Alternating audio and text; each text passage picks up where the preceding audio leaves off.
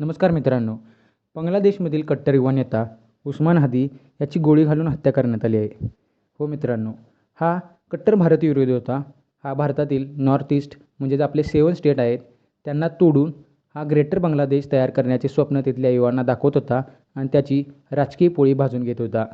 याला 12 डिसेंबरला मशिदीबाहेर एका रिक्षामधून जात असताना याला गोळी घालण्यात आली. 2 व्यक्ती टू व्हीलरवरून येऊन याला गोळी घातली आणि त्याला डोक्याला गंभीर जखापत झाली.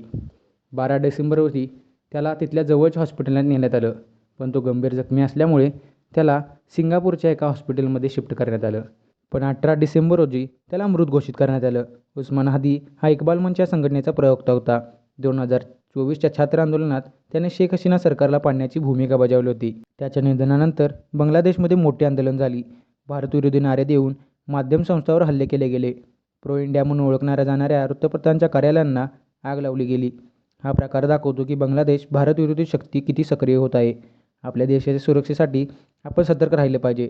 तुम्हाला काय वाटते कमेंट करून नक्की सांगा.